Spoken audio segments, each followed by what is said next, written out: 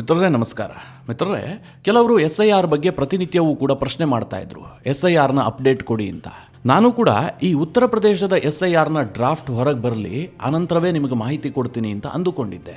ಈಗ ಆ ಡ್ರಾಫ್ಟ್ ಹೊರಗೆ ಬಂದಿದೆ. ಮಿತ್ರರೇ, ಉತ್ತರ ಪ್ರದೇಶದ SIR ಡ್ರಾಫ್ಟ್ನಲ್ಲಿ ಬರೋಬ್ಬರಿ 2,89,00,000 ಮತದಾರರ ಹೆಸರನ್ನ ಕಟ್ ಆಫ್ ಮಾಡಲಾಗಿದೆ. ಅಷ್ಟು ಡಿಲೀಟ್ ಆಗಿದೆ. ಇದು ಒಂದು ರೀತಿಯಲ್ಲಿ ರಾಜಕೀಯ ವಲಯದಲ್ಲಿ ಭೂಕಂಪವನ್ನೇ ಸೃಷ್ಟಿ ಮಾಡಿದೆ. ಇದನ್ನು ಹೇಳಿದಾಗ ನಿಮಗೆ ಅನ್ನಿಸ್ತಾ ಇರಬಹುದು, ವಿಪಕ್ಷಗಳಿಗೆ ಭಾರಿ ಆತಂಕ ಉಂಟಾಗಿರಬಹುದು ಅಂತ. ಯಾಕೆ ಅಂತ ನಿಮಗೆಲ್ಲ ಗೊತ್ತು. ಈ SIR ಆರಂಭವಾದ ದಿನದಿಂದಲೂ ಕೂಡ BJPಯವರು ಫ್ರಂಟ್ ಫುಟ್ನಲ್ಲೇ ಆಡ್ತಾ ಇದ್ರು. ಯಾವ ರೀತಿಯಾದಂಥ ನರೇಟಿವನ್ನು ಬಿಲ್ಡ್ ಮಾಡಲಾಗಿತ್ತು ಅಂತಂದರೆ, ಇದು BJPಗೆ ಲಾಭ ಮಾಡಿಕೊಡಬಹುದಾದಂಥ ಒಂದು ಪ್ರೋಗ್ರಾಮ್ ಇದು. ಈ ರೀತಿಯಾಗಿ ವಿಪಕ್ಷಗಳು ಬಿಂಬಿಸ್ತಾ ಇದ್ವು. ಇದನ್ನು ನಂಬಿಕೊಂಡು BJPಯು ಕೂಡ ಕುಳಿತಿತ್ತು. ಆದರೆ ಇದ್ದಕ್ಕಿದ್ದಂತೆ ಉತ್ತರ ಪ್ರದೇಶದಲ್ಲಿ ಅಲ್ಲಿನ ಮುಖ್ಯಮಂತ್ರಿ ಯೋಗಿ ಆದಿತ್ಯನಾಥ್ ಒಂದು ಬಾಂಬ್ ಹಾಕ್ಬಿಟ್ರು. ಕಟ್ಟಾಗ್ತಾ ಇರುವಂತಹದ್ದೆಲ್ಲ BJP ಓಟುಗಳು. BJPಯ ಯಾವೊಬ್ಬ ಕಾರ್ಯಕರ್ತನೂ ಕೂಡ ಮುಂದಿನ 1 ತಿಂಗಳ ಕಾಲ ನಿದ್ದೆ ಮಾಡುವಂತಿಲ್ಲ. ಇದು ಯಾರಿಗೆಲ್ಲ ಅನ್ವಯಿಸುತ್ತೆ ಕೇಳಿದ್ರೆ, ಉತ್ತರ ಪ್ರದೇಶದ ಅಧ್ಯಕ್ಷನಿಂದ ಹಿಡಿದು ಸಾಮಾನ್ಯ ತಳಮಟ್ಟದ ಕಾರ್ಯಕರ್ತನಿಗೂ ಕೂಡ ಅನ್ವಯಿಸುತ್ತೆ. ಯಾಕೆ ಕೇಳಿದ್ರೆ, ಕಟ್ಟಾಗಿರುವಂತಹ 80% ಓಟ್ಗಳು BJPಗೆ ಸೇರಿದ್ದು. BJPಗೆ ಮತ ಹಾಕುವಂತವರ ಹೆಸರೇ ಕಟ್ ಆಫ್ ಆಗಿದೆ ಅಂತ ಯೋಗಿ ಒಂದು ಬಾಂಬ್ ಸಿಡಿಸಿದ್ರು. ಈಗ ಮಿತ್ರರೇ, SIRನ ಡ್ರಾಫ್ಟ್ ಹೊರಗೆ ಬಂದಿದೆಯಲ್ಲ, ಇದನ್ನ ನೋಡಿದಾಗ್ಲೂ ಕೂಡ ಯೋಗಿ ಹೇಳಿದ ಮಾತು ಸತ್ಯ ಅಂತ ಅನ್ನಿಸ್ತಾ ಇದೆ. BJPಯ ಸ್ಟ್ರಾಂಗ್ ಹೋಲ್ಡ್ ಇರುವಂತಹ ಕ್ಷೇತ್ರಗಳಲ್ಲೇ 1,00,000 ಮತದವರೆಗೆ ಒಂದೊಂದು ವಿಧಾನಸಭಾ ಕ್ಷೇತ್ರದಲ್ಲಿ ಕಟ್ ಆಫ್ ಆಗಿದೆ. ಹಾಗಾದ್ರೆ ಏನು, ಹೀಗೆ ಯಾಕೆ ಆಗ್ತಾ ಇದೆ? ಉತ್ತರ ಪ್ರದೇಶದಲ್ಲಿ 2,89,00,000 ಮತಗಳು ಡಿಲೀಟ್ ಆಗಿದಾವಲ್ಲ, ಯಾಕೋಸ್ಕರವಾಗಿ ಡಿಲೀಟ್ ಆಗಿದೆ? BJPಯವರು ಈ ಎಲ್ಲಾ ಮತಗಳು ನಮಗೆ ಸೇರಿದ್ದು ಅಂತ ಯಾಕೆ ಹೇಳ್ತಾ ಇದ್ದಾರೆ? ಉತ್ತರ ಪ್ರದೇಶದ BJPಯಲ್ಲಿ ಆತಂಕದ ವಾತಾವರಣ ನಿರ್ಮಾಣ ಆಗೋದಕ್ಕೆ ಕಾರಣ ಏನು? ಇದೆಲ್ಲದರ ಕುರಿತಾಗಿ A to Z ಮಾಹಿತಿಯನ್ನು ನಿಮಗೆ ನೀಡುವಂತಹ ಪ್ರಯತ್ನ ಮಾಡ್ತೀನಿ. ನೀವು ಈ ವಿಡಿಯೋನ ಕೊನೆವರೆಗೂ ಮಿಸ್ ಮಾಡದೆ ನೋಡಿ. ನಿಮಗೆಲ್ಲ ಗೊತ್ತೇ ಇದೆ, ಬಿಹಾರದಲ್ಲಿ SIR ಮುಕ್ತಾಯ ಆಗ್ತಿದ್ದ ಹಾಗೆ ಕೇಂದ್ರ ಚುನಾವಣಾ ಆಯೋಗ ಮತ್ತೆ 12 ಕಡೆಗಳಲ್ಲಿ SIR ಅನ್ನು ಘೋಷಣೆ ಮಾಡಿತ್ತು. ಇದರಲ್ಲಿ ಉತ್ತರ ಪ್ರದೇಶವೂ ಕೂಡ ಸೇರಿತ್ತು. ಆದರೆ ಉತ್ತರ ಪ್ರದೇಶದಲ್ಲಿ ನಿಗದಿತ ಅವಧಿಯಲ್ಲಿ SIR ಅನ್ನು ಮಾಡಿ ಮುಗಿಸೋದಕ್ಕೆ ಸಾಧ್ಯ ಆಗಿಲ್ಲ. ಕಾರಣ ಇಷ್ಟೇ, ಉತ್ತರ ಪ್ರದೇಶ ಬಹಳ ದೊಡ್ಡ ರಾಜ್ಯ, ಅತಿ ಹೆಚ್ಚು ಜನಸಂಖ್ಯೆ ಇರುವಂತಹ ರಾಜ್ಯವೂ ಕೂಡ ಹೌದು. ಹೀಗಾಗಿ SIR ಅನ್ನು ಮಾಡೋದಕ್ಕೆ ಸಾಕಷ್ಟು ಸಮಯಾವಕಾಶವನ್ನು ತೆಗೆದುಕೊಳ್ತು. 2025 ನವೆಂಬರ್ 4ರಿಂದ ಆರಂಭವಾದಂತಹ SIR ಡಿಸೆಂಬರ್ 26ರವರೆಗೂ ಕೂಡ ಕಂಟಿನ್ಯೂಯಸ್ ಆಗಿ ನಡೆಯಿತು. ಈಗ ಆ SIRನ ಡ್ರಾಫ್ಟ್ ಲಿಸ್ಟ್ ಅನ್ನು ಚುನಾವಣಾ ಆಯೋಗ ರಿಲೀಸ್ ಮಾಡಿದೆ. ಈ ಡ್ರಾಫ್ಟ್ ಲಿಸ್ಟ್ನಲ್ಲಿ ಬರೋಬ್ಬರಿ 2,89,00,000 ಮತದಾರರ ಹೆಸರನ್ನ ಡಿಲೀಟ್ ಮಾಡಲಾಗಿದೆ. ಮಿತ್ರರೇ, ಇದು ಈ ದೇಶದ ಇತಿಹಾಸದಲ್ಲೇ ಅತಿ ದೊಡ್ಡ ಡಿಲೀಷನ್. ಒಂದೇ ಒಂದು ರಾಜ್ಯದಲ್ಲಿ ಇಷ್ಟೊಂದು ದೊಡ್ಡ ಸಂಖ್ಯೆಯಲ್ಲಿ ಮತದಾರರ ಹೆಸರನ್ನ ಯಾವತ್ತೂ ಕೂಡ ಡಿಲೀಟ್ ಮಾಡಿರಲಿಲ್ಲ.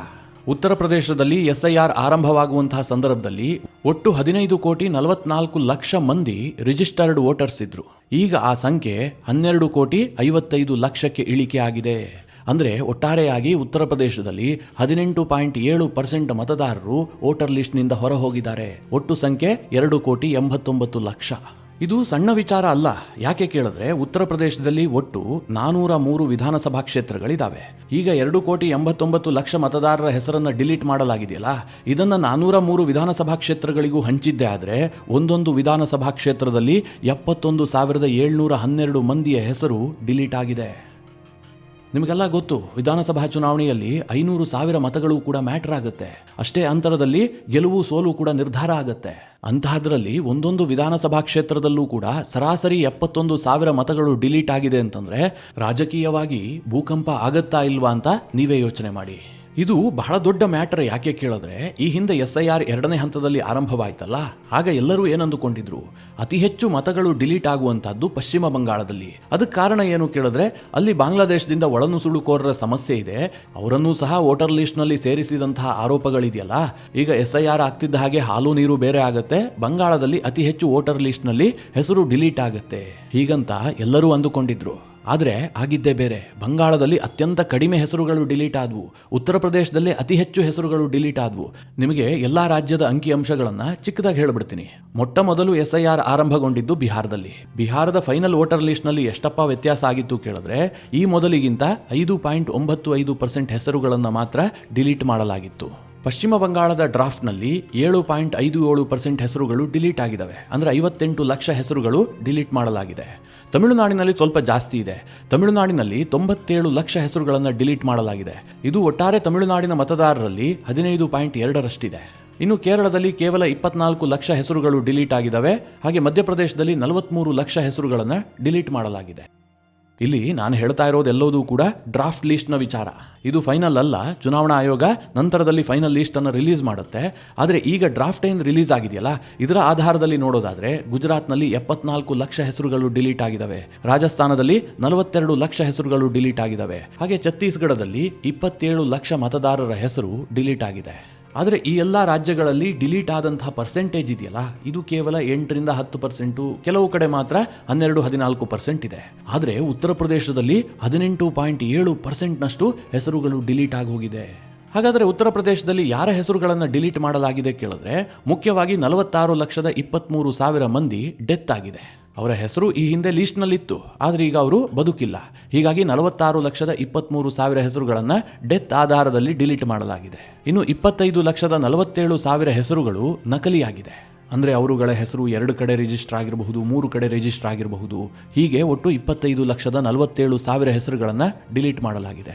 ಇನ್ನು 2,17,00,000 ಮಂದಿಯ ಹೆಸರು ಡಿಲೀಟ್ ಆಗಿದೆಯಲ್ಲ, ಇದರಲ್ಲಿ ಕೆಲವರು ಉತ್ತರ ಪ್ರದೇಶದಿಂದ ಬೇರೆ ಕಡೆಗೆ ಶಿಫ್ಟ್ ಆಗಿದ್ದಾರೆ. ಅವರು ಮುಂಬೈ, ಬೆಂಗಳೂರು, ಚೆನ್ನೈ, ಹೈದರಾಬಾದ್ ಹೀಗೆಲ್ಲ ಬೇರೆ ಬೇರೆ ಕಡೆಗೆ ಶಿಫ್ಟ್ ಆಗಿ ಅಲ್ಲಿ ವಾಸ ಮಾಡ್ತಾ ಇದ್ದಾರೆ. ಅಷ್ಟು ಮಾತ್ರ ಅಲ್ಲ, ಇದರಲ್ಲಿ 1,04,00,000 ಮತದಾರರು ಟ್ರೇಸೇ ಆಗಿಲ್ಲ. ಈ ಹಿಂದಿನ ಮತದಾರರ ಪಟ್ಟಿಯಲ್ಲಿ ಅವರ ಹೆಸರುಗಳಿದ್ದಾವೆ, ಆದರೆ ಅವರು ಈಗ ಎಲ್ಲಿ ವಾಸ ಮಾಡ್ತಾ ಇದ್ದಾರೆ, ಉತ್ತರ ಪ್ರದೇಶದಲ್ಲೇ ಇದ್ದಾರಾ, ಬೇರೆ ಕಡೆ ಇದ್ದಾರಾ, ಒಂದೂ ಗೊತ್ತಾಗ್ತಾ ಇಲ್ಲ. ಟ್ರೇಸ್ ಆಗದಂತಹ ಮತದಾರರ ಸಂಖ್ಯೆಯೇ 1,04,00,000ದಷ್ಟಿದೆ. ಈ ಬಗ್ಗೆ ಮಾತನಾಡಿರುವಂತಹ ಉತ್ತರ ಪ್ರದೇಶದ ಮುಖ್ಯ ಚುನಾವಣಾ ಆಯುಕ್ತ ನವದೀಪ್ ಅವರು, BLOಗಳು ಬಹಳ ಕಷ್ಟಪಟ್ಟು ಪ್ರತಿ ಮನೆಗೂ ಕೂಡ ತೆರಳಿ SIR ಅನ್ನು ಮಾಡಿದ್ದಾರೆ. ನಾವು ಫಾರಂಗಳನ್ನು ಹಂಚಿದೀವಿ, ಯಾರ್ಯಾರು ಫಾರಂ ಅನ್ನು ಫಿಲಪ್ ಮಾಡಿ ಸೂಕ್ತ ದಾಖಲೆಗಳನ್ನು ಕೊಟ್ಟಿದ್ದಾರೋ ಅವರೆಲ್ಲರ ಹೆಸರುಗಳನ್ನು ಕೂಡ ದಾಖಲು ಮಾಡಲಾಗಿದೆ. ಉಳಿದಂತೆ ದಾಖಲೆಗಳಿಲ್ಲದವರು, ಜೊತೆಗೆ ಟ್ರೇಸ್ ಆಗದಂಥವರು, ಇವರೆಲ್ಲರ ಹೆಸರುಗಳನ್ನು ಡಿಲೀಟ್ ಮಾಡಲಾಗಿದೆ. ಆದರೆ ಇದು ಕೇವಲ ಡ್ರಾಫ್ಟ್ ಮಾತ್ರ. ಇನ್ನೂ ಕೂಡ 1 ತಿಂಗಳ ಕಾಲಾವಕಾಶ ಇರುತ್ತೆ. ಆ ಸಂದರ್ಭದಲ್ಲಿ ಯಾರಾದರೂ ಅರ್ಹ ಮತದಾರರು ಪಟ್ಟಿಯಿಂದ ಕೈತಪ್ಪಿ ಹೋಗಿದ್ರೆ ಅಂಥವರು ಪುನಃ ಹೆಸರನ್ನು ಸೇರಿಸಿಕೊಳ್ಳೋದಕ್ಕೆ ಅವಕಾಶ ಇದೆ. ಹೀಗಂತ ಉತ್ತರ ಪ್ರದೇಶದ ಚುನಾವಣಾ ಆಯುಕ್ತರು ಸ್ಪಷ್ಟವಾಗಿ ಹೇಳಿದ್ದಾರೆ. ಮಿತ್ರರೇ, ಇಷ್ಟು ದಿನ SIR ಆಗ್ತಿದ್ದ ಹಾಗೆ ವಿಪಕ್ಷಗಳ ಪಾಳೆಯದಲ್ಲಿ ಒಂದು ರೀತಿಯ ನೀರವ ಮೌನ ಆವರಿಸ್ತಾ ಇತ್ತು. ಅನಂತರ ಅವರು ಕಿರಿಚಾಡೋದಕ್ಕೆ ಶುರು ಮಾಡ್ತಾ ಇದ್ರು. ಈ SIRನಿಂದ ಅನ್ಯಾಯ ಆಗಿದೆ, ನಮ್ಮ ಮತಗಳನ್ನು ಡಿಲೀಟ್ ಮಾಡಲಾಗಿದೆ, ಇದು ವಿಪಕ್ಷಗಳನ್ನು ಹೆಣೆಯುವಂತಹ ತಂತ್ರ, ಈ ರೀತಿಯ ಆರೋಪಗಳನ್ನು ವಿಪಕ್ಷಗಳು ಮಾಡ್ತಾ ಇದ್ವು. ಆದರೆ ಮೊಟ್ಟ ಮೊದಲ ಬಾರಿಗೆ ಉತ್ತರ ಪ್ರದೇಶದ ವಿಚಾರದಲ್ಲಿ ಮಾತ್ರ BJPಯ ಪಾಳೆಯದಲ್ಲಿ ಆತಂಕದ ವಾತಾವರಣ ಸೃಷ್ಟಿಯಾಗಿದೆ. BJPಯವರು ಬಹಳ ಭಯಭೀತರಾಗಿದ್ದಾರೆ. BJPಯವರೇನು ಸುಮ್ಮನೆ ಭಯಗೊಳ್ತಾ ಇಲ್ಲ. ಕೆಲ ಅಂಕಿಅಂಶಗಳು ಅವರಲ್ಲಿ ಆ ರೀತಿಯಾದಂತಹ ಗಾಬರಿಯನ್ನು ಹುಟ್ಟಿಸಿದೆ. ಉದಾಹರಣೆಗೆ ಹೇಳ್ತೀನಿ, ಲಕ್ನೋದಲ್ಲಿ ಒಟ್ಟಾರೆಯಾಗಿ ಮತದಾರರ ಹೆಸರು ಕಟ್ ಆಫ್ ಆಗಿದೆಯಲ್ಲ, ಅದು ಓವರ್ ಆಲ್ ಲಕ್ನೋ ಮತದಾರರ ಸಂಖ್ಯೆಯಲ್ಲಿ 30.4% ಇದೆ. ಅಂದರೆ 100ರಲ್ಲಿ 70% ಮಾತ್ರ ಉಳ್ಕೊಂಡಿದೆ. ಹಾಗೆ ಗಾಜಿಯಾಬಾದ್ನಲ್ಲಿ ಈ ಸಂಖ್ಯೆ 28.83ರಷ್ಟಿದೆ. ನಿಮಗೆ ಅರ್ಥ ಆಗ್ತಾ ಇದೆ ಅಂತ ಭಾವಿಸಿದ್ದೀನಿ. ಗಾಜಿಯಾಬಾದ್ನಲ್ಲಿ ಈ ಹಿಂದೆ 100 ಮತದಾರರು ಇದ್ದಾರೆ ಅಂತ ಅಂದುಕೊಳ್ಳಿ. ಅದರಲ್ಲಿ ಈಗ SIR ಆದ ಬಳಿಕ ಉಳಿದಿರುವಂತಹದ್ದು ಕೇವಲ 78 ಮಾತ್ರ. 28 ಜನರ ಹೆಸರು ಕಟ್ ಆಫ್ ಆಗಿದೆ. ಹಾಗೆ ಬಲರಾಂಪುರದಲ್ಲಿ 25.98%, ಕಾನ್ಪುರದಲ್ಲಿ 25.50%, ಮೀರಟ್ನಲ್ಲಿ 24.65%, ಪ್ರಯಾಗ್ರಾಜ್ನಲ್ಲಿ 24.64%, ಗೌತಮ್ ಬುದ್ಧ ನಗರದಲ್ಲಿ 23.98%, ಆಗ್ರಾದಲ್ಲಿ 23.25%. ಈ ಅಂಕಿ ಸಂಖ್ಯೆಯನ್ನು ನೋಡಿದಂತಹ ಸಂದರ್ಭದಲ್ಲಿ BJPಯವರು ಗಾಬರಿಗೊಂಡಿದ್ದಾರೆ. ಇದೆಲ್ಲವೂ ಕೂಡ ನಗರ ಪ್ರದೇಶಗಳು.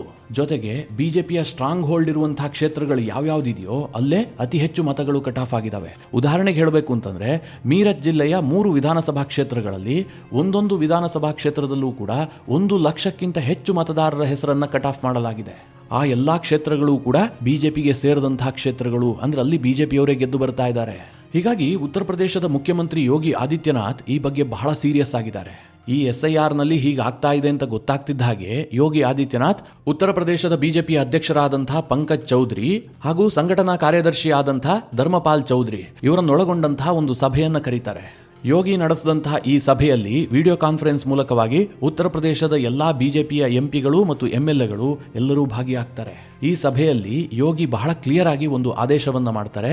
BJPಯ ಕಾರ್ಯಕರ್ತರಿರಬಹುದು, ನಾಯಕರಿರಬಹುದು, ಯಾರೂ ಕೂಡ ಮುಂದಿನ 1 ತಿಂಗಳು ನಿದ್ದೆ ಮಾಡುವಂತಿಲ್ಲ. ನಮ್ಮ ಸ್ಟ್ರಾಂಗ್ ಹೋಲ್ಡ್ ಇರುವಂತಹ ಕ್ಷೇತ್ರದಲ್ಲೇ ಅತಿ ಹೆಚ್ಚು ಮತದಾರರ ಹೆಸರುಗಳು ಡಿಲೀಟ್ ಆಗಿದ್ದಾವೆ. ಹೀಗಾಗಿ ನಾವು ಎಚ್ಚರಗೊಳ್ಳಬೇಕು. ಇಲ್ಲದೆ ಹೋದ್ರೆ ಈ SIR ನಮಗೆ ಮುಳುವಾಗಿಬಿಡುತ್ತೆ. ನಮ್ಮ ಓಟುಗಳೇ ಹೆಚ್ಚು ಕಟ್ ಆಫ್ ಆಗುವಂತಹ ಸಾಧ್ಯತೆಗಳಿರ್ತವೆ. ಈ 2,89,00,000 ಮತದಾರರ ಪೈಕಿ ಸರಿಸುಮಾರು 2 ಕೋಟಿಯಷ್ಟು ನಮ್ಮ ಮತದಾರರ ಹೆಸರುಗಳಿದಾವೆ. ಇದನ್ನ ನೀವು ಅರ್ಥ ಮಾಡಿಕೊಂಡು ಕೆಲಸ ಮಾಡಿ ಅಂತ ಹೇಳಿ BJPಯ ಕಾರ್ಯಕರ್ತರು ಮತ್ತು ನಾಯಕರಿಗೆ ಯೋಗಿ ಆದಿತ್ಯನಾಥ್ ಖಡಕ್ ಸೂಚನೆಯನ್ನ ಕೊಟ್ಟಿದ್ದಾರೆ.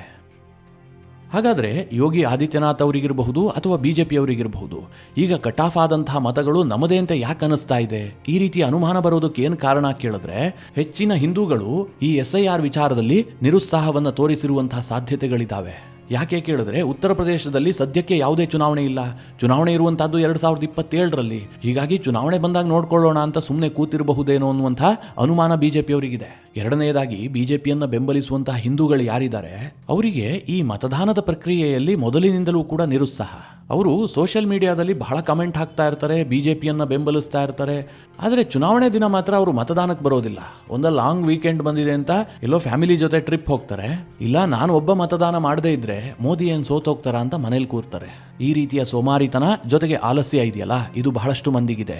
ಹೀಗಾಗಿ ಯೋಗಿ ಆದಿತ್ಯನಾಥ್ ಹೇಳ್ತಾ ಇದ್ದಾರೆ, ಈಗ ಕಟ್ ಆಫ್ ಆಗಿರುವಂತಹ ಮತಗಳಿದಾವಲ್ಲ, ಇದು ಬಿಜೆಪಿಯ ಮತಗಳೇ ಆಗಿದ್ದಿರಬಹುದು, ಎಚ್ಚರಗೊಳ್ಳಿ ಅಂತ ತನ್ನ ಪಕ್ಷದವರಿಗೆ ಚಾಟಿ ಬೀಸಿದ್ದಾರೆ. ಇದಕ್ಕೆ ಇನ್ನೊಂದು ಆಯಾಮವೂ ಕೂಡ ಇದೆ. ಯೋಗಿ ಆದಿತ್ಯನಾಥ್ ಅವರ ಈ ರೀತಿಯ ನಡೆ ಇದೆಯಲ್ಲ, ಇದು ಅಖಿಲೇಶ್ ಯಾದವ್ ಇರಬಹುದು, ಕಾಂಗ್ರೆಸ್ ಪಕ್ಷ ಇರಬಹುದು, ಇವರಿಗೆ ಒಂದು ರೀತಿಯಲ್ಲಿ ಗೊಂದಲವನ್ನು ಸೃಷ್ಟಿ ಮಾಡಿದೆ, ಅವರನ್ನ ತಬ್ಬಿಬ್ಬು ಮಾಡಿಬಿಟ್ಟಿದೆ. ಇದು ಹೇಗೆ ಗೊತ್ತಾಗುತ್ತೆ ಕೇಳಿದ್ರೆ, ಅಖಿಲೇಶ್ ಯಾದವ್ ಅವರು ಉತ್ತರ ಪ್ರದೇಶದಲ್ಲಿ SIR ಆರಂಭವಾಯ್ತಲ್ಲ, ಅಲ್ಲಿಂದ ಇಲ್ಲಿಯವರೆಗೂ ಕೂಡ ಒಂದೇ ಒಂದು ಸ್ಟೇಬಲ್ ಆದಂತಹ ಹೇಳಿಕೆಯನ್ನು ಕೊಟ್ಟಿಲ್ಲ. ಪ್ರತಿ ಬಾರಿಯೂ ಕೂಡ ಒಂದಕ್ಕೊಂದು ತದ್ವಿರುದ್ಧವಾದಂತಹ ಹೇಳಿಕೆಯನ್ನು ಕೊಟ್ಟಿದ್ದಾರೆ. ಉದಾಹರಣೆಗೆ ಹೇಳ್ತೀನಿ, SIR ಆರಂಭವಾಗ್ತಿದ್ದಂತೆ ಅಖಿಲೇಶ್ ಯಾದವ್ ಹೇಳಿದ್ರು, ಯಾವುದೇ ಕಾರಣಕ್ಕೂ ಕೂಡ ಉತ್ತರ ಪ್ರದೇಶದಲ್ಲಿ SIR ಆಗಬಾರದು ಅಂತ. ಒಂದೆರಡು ದಿನ ಬಿಟ್ಟು ಮತ್ತೆ ಸ್ಟೇಟ್ಮೆಂಟ್ ಕೊಟ್ಟರು, SIR ಮಾಡಿ, ಓಕೆ, ನಮ್ಮದೇನು ಅಭ್ಯಂತರ ಇಲ್ಲ, ಆದರೆ ಆಧಾರನ್ನ ಜೋಡಿಸಿ SIR ಅನ್ನ ಮಾಡಿ, ಆಧಾರ್ ಲಿಂಕ್ ಆಗಬೇಕು ಅಂತ ಅಖಿಲೇಶ್ ಯಾದವ್ ಪ್ರತಿಪಾದನೆ ಮಾಡಿದ್ರು. ಅದಾಗ್ತಿದ್ದ ಹಾಗೆ ಮತ್ತೊಂದು ಸ್ಟೇಟ್ಮೆಂಟ್ ಅನ್ನು ಕೊಡ್ತಾರೆ, SIR ಅನ್ನುವಂಥದ್ದು ಓಟ್ಗಳನ್ನು ಸೇರಿಸುವಂತಹದ್ದಾಗಬೇಕೇ ಹೊರತು ಓಟನ್ನು ಕಟ್ ಆಫ್ ಮಾಡುವಂತಹದ್ದಾಗಬಾರದು ಅಂತ. ಮತ್ತೆ 2-3 ದಿನ ಬಿಟ್ಟು ಹೇಳ್ತಾರೆ, SIR ನಡೀತಾ ಇದೆಯಲ್ಲ, ಹೆಚ್ಚಾಗಿ ಸಮಾಜವಾದಿ ಪಕ್ಷದ ಸ್ಟ್ರಾಂಗ್ ಹೋಲ್ಡ್ ಕ್ಷೇತ್ರಗಳಲ್ಲೇ ಅತಿ ಹೆಚ್ಚು ಓಟ್ಗಳನ್ನು ಕಟ್ ಆಫ್ ಮಾಡಲಾಗ್ತಾ ಇದೆ ಅಂತ ಆರೋಪ ಮಾಡ್ತಾರೆ. ಅದಾಗ್ತಿದ್ದ ಹಾಗೆ ತನ್ನ ಕಾರ್ಯಕರ್ತರನ್ನ ಉದ್ದೇಶಿಸಿ ಯೋಗಿ ಆದಿತ್ಯನಾಥ್ ಒಂದು ಸ್ಟೇಟ್ಮೆಂಟ್ ಕೊಡ್ತಾರೆ, ಉತ್ತರ ಪ್ರದೇಶದಲ್ಲಿ ನನಗೊಂದು ಅನುಮಾನ ಇದೆ, ಬರೋಬ್ಬರಿ 4 ಕೋಟಿ ಓಟ್ಗಳು ಕಟ್ ಆಫ್ ಆಗಬಹುದು, ಎಚ್ಚರಗೊಳ್ಳಿ, ಇದೆಲ್ಲವೂ ಕೂಡ ಬಿಜೆಪಿಯ ಓಟ್ಗಳಾಗಿರ್ತವೆ. ಹೀಗೊಂದು ಅನುಮಾನವನ್ನ ಯೋಗಿ ವ್ಯಕ್ತಪಡಿಸ್ತಾರಲ್ಲ, ಆಗ ಅಖಿಲೇಶ್ ಯಾದವ್ ಮತ್ತೆ ತಬ್ಬಿಬ್ಬಾಗ್ತಾರೆ. ಅದನ್ನೇ ಆಧರಿಸಿ ಅಖಿಲೇಶ್ ಯಾದವ್ ಹೇಳ್ತಾರೆ, ಪ್ರತಿ ಏರಿಯಾದಲ್ಲೂ ಕೂಡ 50,000-60,000 ಸಾವಿರ ಓಟ್ಗಳು ಕಟ್ ಆಫ್ ಆಗ್ತಾ ಇದ್ದಾವೆ, ಇದೆಲ್ಲವೂ ಕೂಡ ಬಿಜೆಪಿಯ ಓಟ್ಗಳೇ, ಬಿಜೆಪಿಗೆ ಇದರಿಂದ ನಷ್ಟ ಆಗುತ್ತೆ. ಮುಂದಿನ ಬಾರಿ ಚುನಾವಣೆಯಲ್ಲಿ ಬಿಜೆಪಿಯವರು 2 ಅಂಕಿ ಸೀಟನ್ನು ಕೂಡ ಗೆಲ್ಲೋದಿಲ್ಲ. ಅದಾಗ್ತಿದ್ದ ಹಾಗೆ ಅಖಿಲೇಶ್ ಯಾದವ್ ಅವರಿಗೆ ಯಾರೋ ಎಚ್ಚರ ಮಾಡಿರಬೇಕು, ಹೀಗೆ ಹೇಳಬೇಡಿ, ಇದು ನಮ್ಮ ಪ್ರೊಪಗ್ಯಾಂಡಾಗೆ ವಿರುದ್ಧವಾಗ್ಬಿಡುತ್ತೆ ಅಂತ. ಮತ್ತೆ ಅಖಿಲೇಶ್ ಯಾದವ್ ಉಲ್ಟಾ ಹೊಡಿತಾರೆ. ಅಲ್ಲಿಗೆ ಅಖಿಲೇಶ್ ಯಾದವ್ಗೆ ಈ SIR ನಮ್ಮ ಪರವಾಗಿ ಆಗ್ತಾ ಇದೆಯಾ, ನಮ್ಮ ವಿರುದ್ಧವಾಗಿ ಆಗ್ತಾ ಇದೆಯಾ, ಇದರ ಲಾಭ ಯಾರಿಗಾಗುತ್ತೆ, ಇದರ ಬಗ್ಗೆ ಸಾಕಷ್ಟು ಕನ್ಫ್ಯೂಷನ್ ಇದೆ. ಅವರು ಕೊಟ್ಟಂತಹ ಪ್ರತಿ ಹೇಳಿಕೆಗಳು ಕೂಡ ಒಂದಕ್ಕೊಂದು ಮ್ಯಾಚ್ ಆಗ್ತಾ ಇಲ್ಲ. ಒಟ್ಟಿನಲ್ಲಿ ಉತ್ತರ ಪ್ರದೇಶದ SIR ಇದೆಯಲ್ಲ, ಇದು ಗೊಂದಲದ ಗೂಡಾಗಿದೆ. ಬಂಗಾಳದಲ್ಲಿ ಡಿಲೀಟ್ ಆಗಬೇಕಾದಂಥ ಹೆಸರುಗಳು ಈಗಲೂ ಕೂಡ ಉಳ್ಕೊಂಡಿರಬಹುದು ಅನ್ನುವಂಥ ಅನುಮಾನ ಇದೆ. ಅದೇ ರೀತಿಯಾಗಿ ಉತ್ತರ ಪ್ರದೇಶದಲ್ಲಿ ಯಾರು ಅರ್ಹ ಮತದಾರರಿದ್ದಾರೋ ಅವರೇ ಸೋಮಾರಿತನ ಮಾಡಿಕೊಂಡು ಮನೇಲಿ ಕೂತಿದ್ದಾರೇನೋ ಅನ್ನುವಂಥ ಅನುಮಾನವೂ ಕೂಡ ಇದೆ. ಹೀಗಾಗಿ ಫೈನಲ್ ಲಿಸ್ಟ್ ಬರುವವರೆಗೂ ಕೂಡ ಎಲ್ಲ ರಾಜಕೀಯ ಪಕ್ಷಗಳಿಗೂ ಕೂಡ ತಲೆನೋವು ಇದ್ದಿದ್ದೆ. ಮಿತ್ರರೇ, ಈ ವಿಚಾರದ ಕುರಿತಾಗಿ ನಿಮ್ಮ ಅನಿಸಿಕೆ ಅಭಿಪ್ರಾಯಗಳೇನು ಕಮೆಂಟ್ ಮಾಡುವ ಮೂಲಕ ನಮಗೆ ತಿಳಿಸಿ. ಹಾಗೆ ನಿಮಗೆ ಈ ವಿಡಿಯೋ ಇಷ್ಟವಾದರೆ ಲೈಕ್ ಮಾಡಿ, ಜೊತೆಗೆ ನೀವಿನ್ನೂ ನಿಮ್ಮ ನೆಚ್ಚಿನ ಸಂಸ್ಕಾರ ಸೌರಭ ಯೂಟ್ಯೂಬ್ ಚಾನಲ್ನ ಸಬ್ಸ್ಕ್ರೈಬ್ ಮಾಡಿಲ್ಲ ಅಂತಾದರೆ ಈ ಕೂಡಲೇ ಸಬ್ಸ್ಕ್ರೈಬ್ ಮಾಡಿ, ಮುಂದಿನ ಎಲ್ಲ ಅಪ್ಡೇಟ್ಗಳ ನೋಟಿಫಿಕೇಷನ್ಗಾಗಿ ಬೆಲ್ ಐಕಾನ್ ಒತ್ತಿ.